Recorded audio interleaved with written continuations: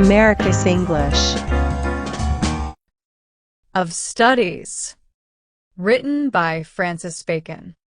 Studies serve for delight, for ornament, and for ability.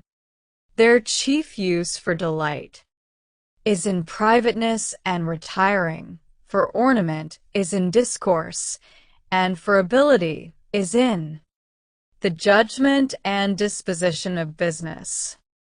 For expert men can execute and perhaps judge of particulars one by one, but the general counsels and the plots and marshalling of affairs come best from those that are learned.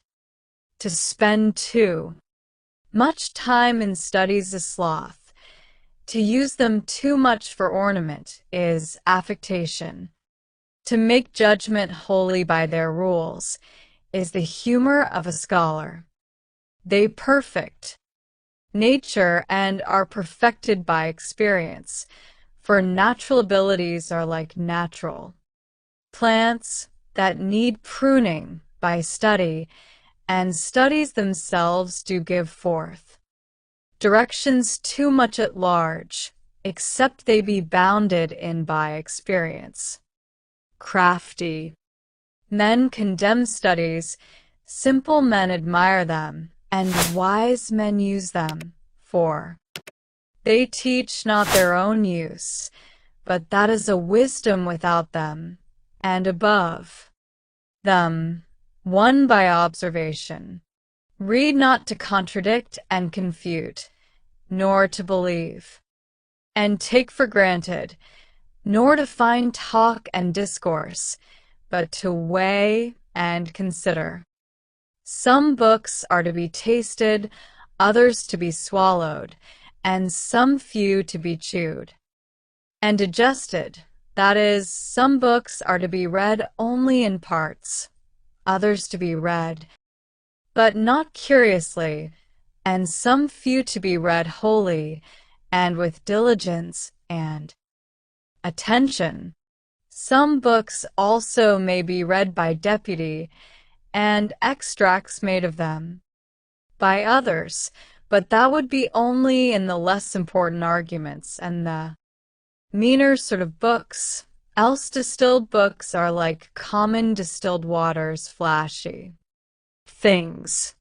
Reading mocketh a full man, conference a ready man, and writing an exact man.